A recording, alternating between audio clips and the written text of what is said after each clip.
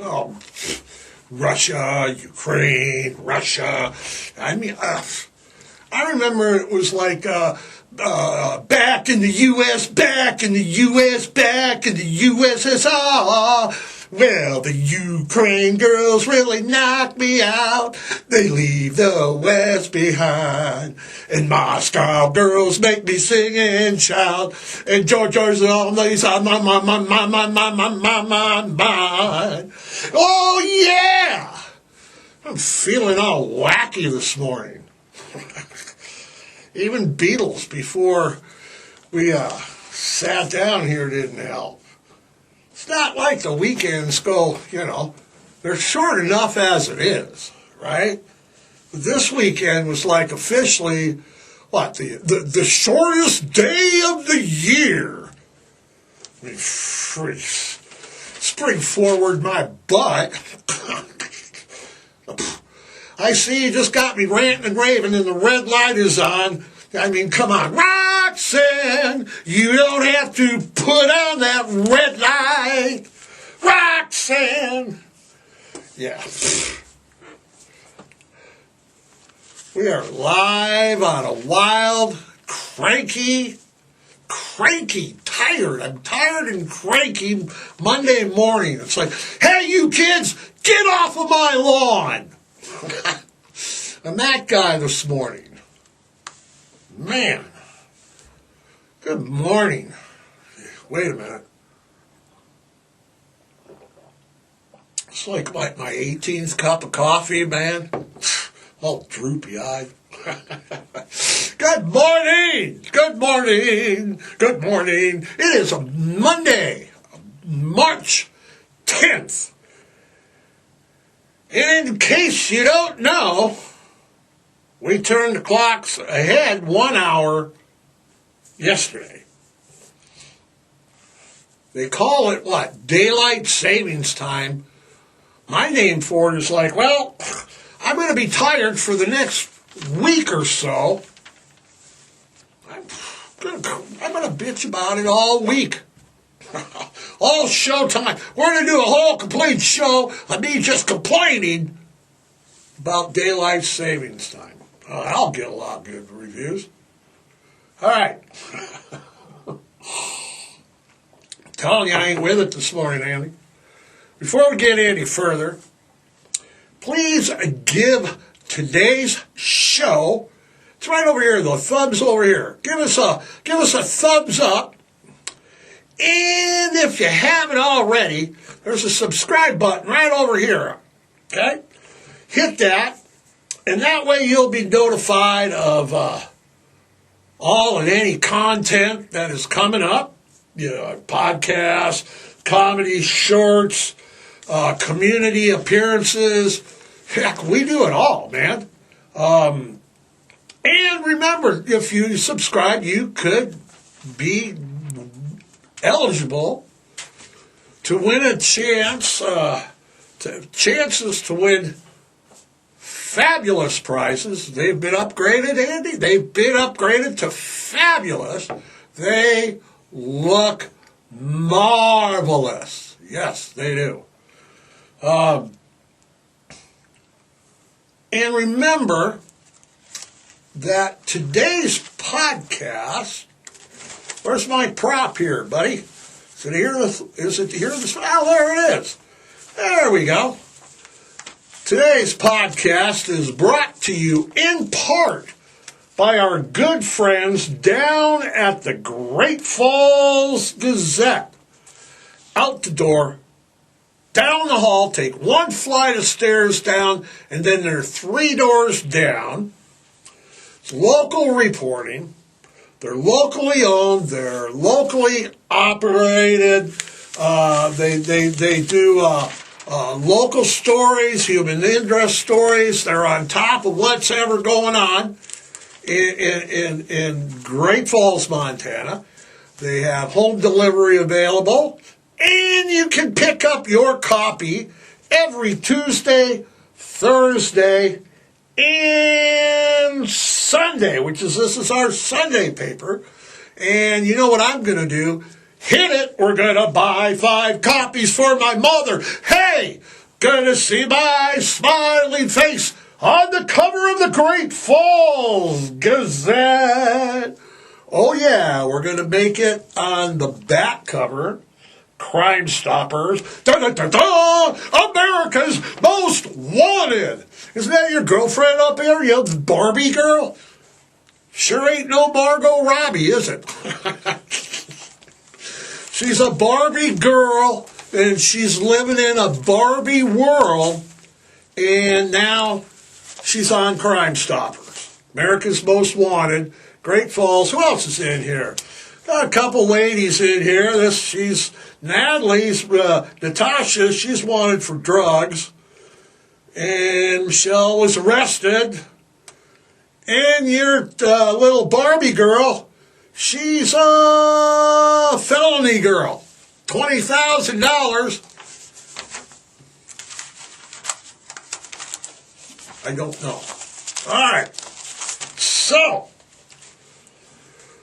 where are we at this morning? Did you happen to catch Saturday Night Live this past Saturday? Say what you will about this present administration, okay? Say what you will. Good, bad. Now, if it is going to give us anything, it is giving us Mike Myers back on Saturday Night Live for the next 4 years. He's going to do a perfect Elon Musk imitation. And in case you didn't know, Mike Myers is a big hockey fan, and he's a Canadian citizen. Let's get the irony in that. Mike Myers playing Elon Musk. You know, it just cracks me up with Mike Myers. I mean, you know, yeah, he's funny. Yep.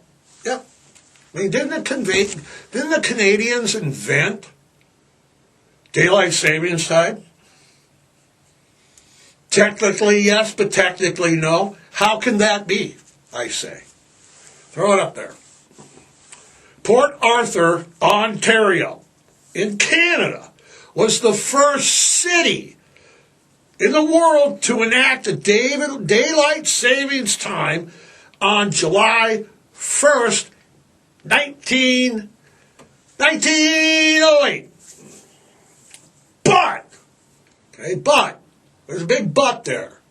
I like big buts and I can't not lie. That other guy's going to deny. Anyway, but ancient civilizations like Rome and Greece, Egypt, Phoenicia, they did they adjusted times during watering, planting, you know, because they were in a hospital.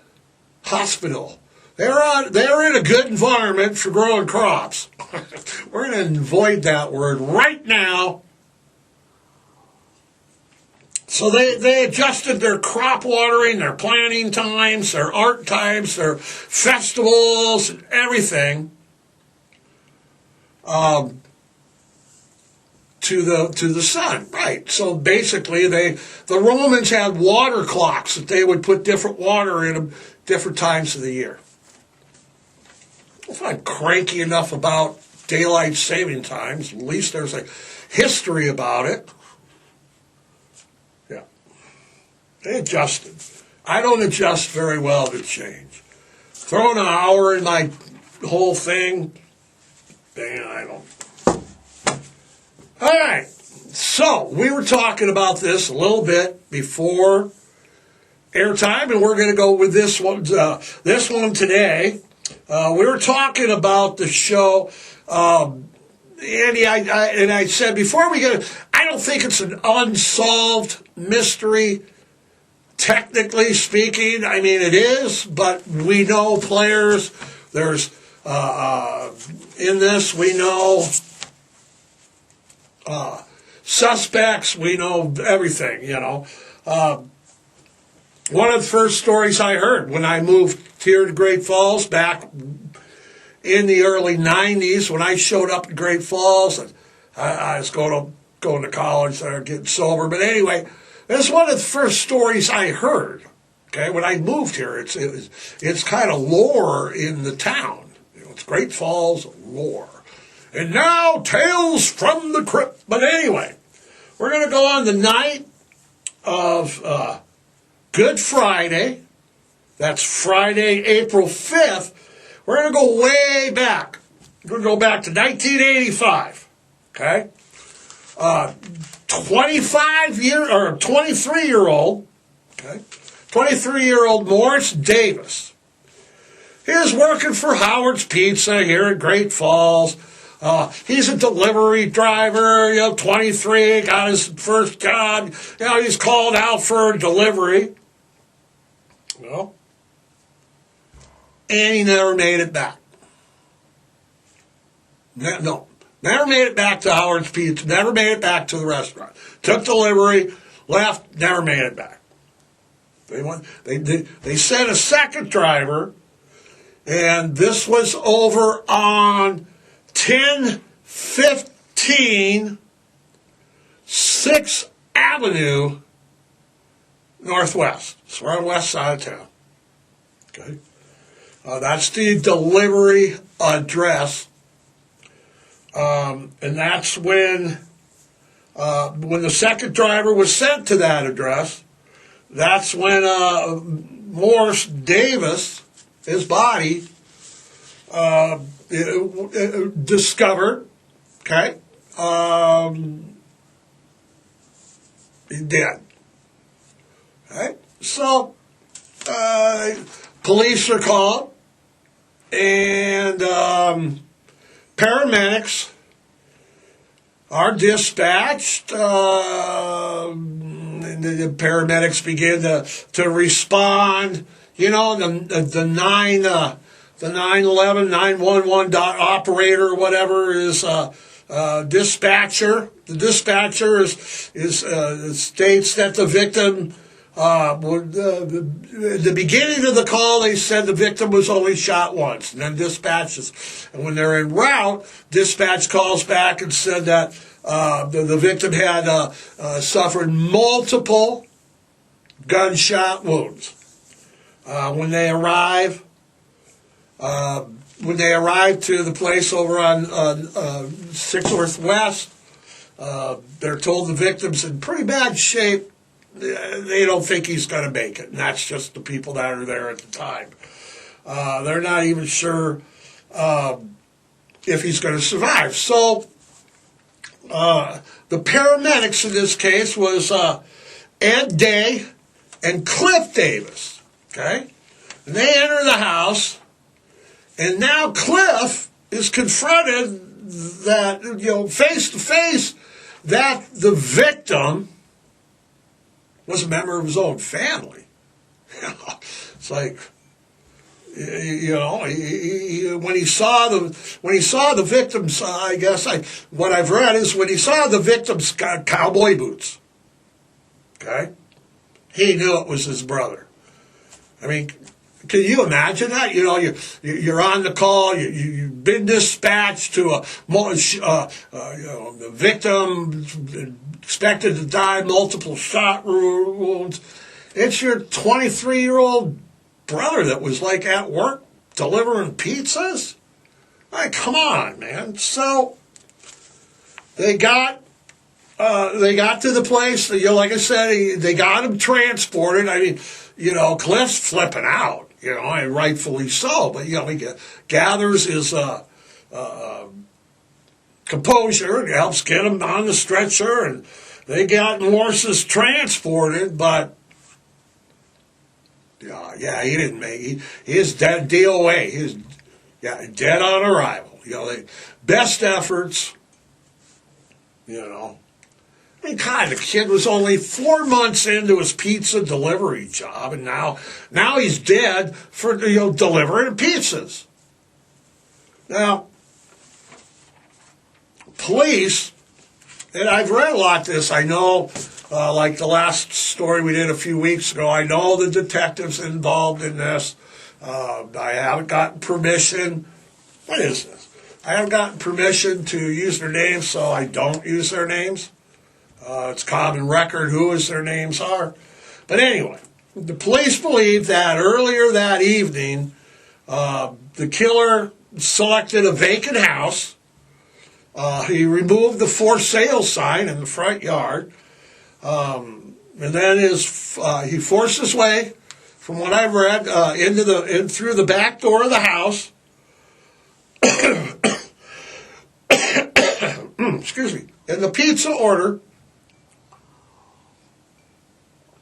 was placed to Howard's at approximately 8:34 p.m.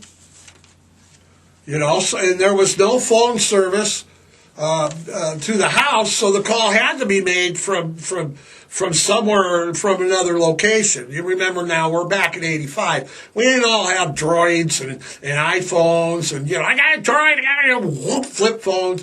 It was 85. I didn't have a cell phone in 85. Jeez, I was in Nebraska. If I did, I don't remember. Anyway, so we didn't have cell phones yet, so the call to order that pizza had to come from a payphone or somewhere else. I'm thinking payphone. Okay? Morris was the next, right, he was the next available driver. So off he went. Witnesses report seeing Morris on the front porch of the house at 6th Avenue Northwest at about 9:20. So they ordered a pizza, 9:20. Okay, about right. When he entered the house, he was immediately shot. Obviously, he fled outside only to be shot again. Blood trails and evidence at the scene show that he was dragged back in and shot several times. So, the blood trails, evidence at the scene, we got him, bloods, okay? So they got evidence. Granted, we're not CSI, but we didn't take right. So the only items that were taken were his delivery pouch that contained $300, right? Okay. His personal wallet. And the coin changer that they have, they have the little coin, remember the coin changer, their quarters, okay, his personal wallet and the coin changer were left behind. That's pretty odd. In my opinion, it's odd. The police had robbery as a motive, but they had no suspects. And they had no murder weapon, right? Okay. They knew he was shot. They knew he was shot with a .22. Okay. All right. So there's where it stood. Okay. You had a delivery driver, showed up, unknown assailant, shot him, stole the money pouch, gone. Okay. Cold case. 3 years later, detectives got an unexpected break. Or did they? Right, okay, we'll get it. Local sheriff's deputies, outside of Great Falls, 180 miles, did a stop. Arrested a man driving a car that had been reported stolen in Oregon 3 days prior. Okay? Now, when officers searched this vehicle, they found 2 receipts issued earlier that day by a pawn shop here in Great Falls, Montana. Okay? Now, excuse me, One of the receipts was for a reported a stolen .22 caliber pistol, which was which was the same type of gun that was used to kill Morris. Okay. Now, when they got that, police got the gun and they sent it to their ballistics lab, and the lab, incredibly, said that the bullets from the gun matched those recovered from the crime scene. Right, the pizza murder crime scene. Yeah, the guns matched, the bullets match. Police now have their murder weapon. Or did they? We're back to that questioning, aren't we, again? Okay. Now, police were certain. They're certain that the motive for the robbery, the motive for the robbery was. Police are certain that the murder of Morris was a direct of the robbery. The murder and they find, like I said, they had the murder weapon being found in the pawn shop, and the gun owner was located, right? So yeah, sure, Andy. There was rumors that Morris was killed because of a lover's quarrel or some illegal drug deal. However, there was no evidence of that. Those were just rumors. The family maybe said that maybe another guy, delivery guy, was the target, and Morris was killed by mistake. But like I just said, the gun owner was located. They found they had the gun, right? Okay, they got the gun. Case closed. We got her. Not so fast, cowboy. No, it's never as easy as that, is it? If it was as easy as that, Andy, we wouldn't be sitting here doing a podcast about an unsolved mystery. So, 10 years later, in October of 95, so the murder happened in 85. 3 years later, in 88, they got the gun, and then in 95, they had newer technology. They did a new ballistic test on that same gun that was believed, the .22 caliber pistol, that was believed to be in the murder. And guess what? It wasn't the right gun. Unfortunately, the new testing determined that the gun was, in fact, it wasn't the murder weapon. So now they're back to freaking square one. Actually, they're back to square one. They don't have anything. We don't have the murder weapon anymore. We don't have nothing. Knock, knock. Who's there? Donald Dubray. Donald Dubray. In 1999, 1999, Donald Dubray was convicted of the murder of Suzette Pritchard, who was killed in 1986. Okay? She was stabbed 24 times by Dubray. She worked up at the town pump on 10th Avenue South. Now remember, the pizza Morris guy was killed in 85. Suzette Pritchard now is killed in 86. She's stabbed 24 times by Dubray. Okay, like I said, the clincher is that FBI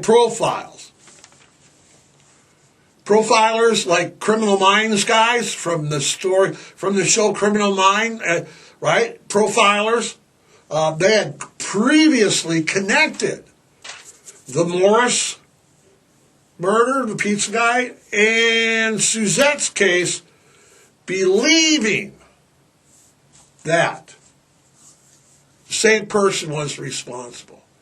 You know, if Criminal Minds guys are saying that, I watch it. I believe. I believe it. So, we got Dubray now convicted for the 86 murder of Suzette Pritchard. He's in prison. We got a recording of him. Phone calls from the prison showed that Dubray was trying to set up an alibi with another guy for a murder. And that other guy, he told authorities that he believed that murder was Morris Davis. Okay. Traffic tickets place Dubray in Great Falls before and after the murder. Okay. All right. So we got all those pieces going in there too, Andy. All right. Now, put that in and say, okay, shortly before those murders in 80, right, shortly before the murder, Dubray committed an armed robbery in Browning, Montana.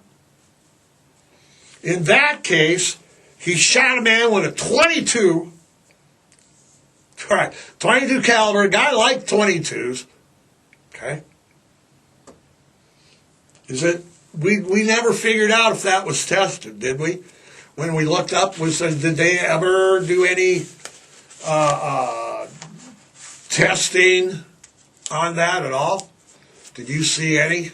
No, I didn't either. So, yeah. They never tested the guns, right? He talked to his brother, Cliff. Morris's brother, Cliff, the paramedic.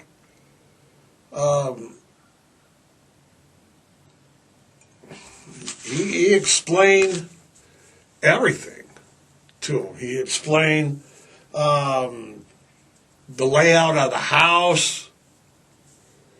Yeah,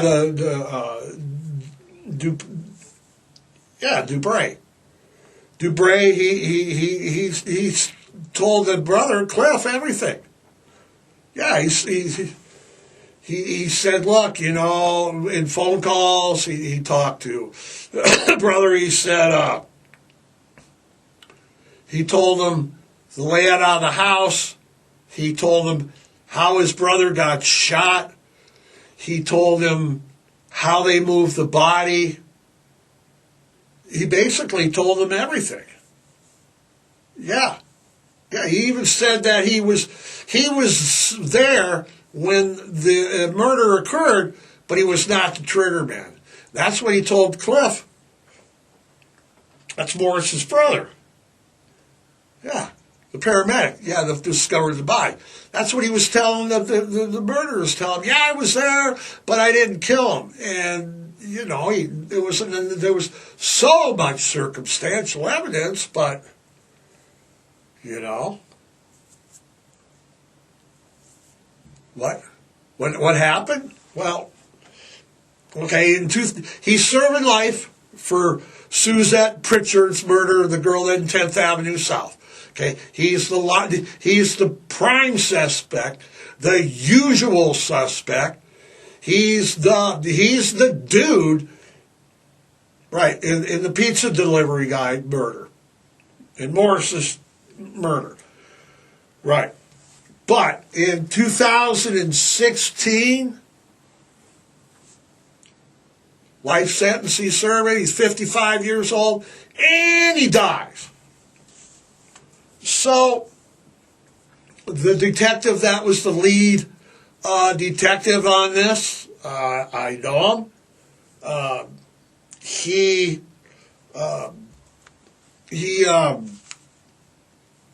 he was in contact, I guess, with Dubray constantly, constantly trying to get the confession of the murder out of him. Look, you're doing life, for Pritchard.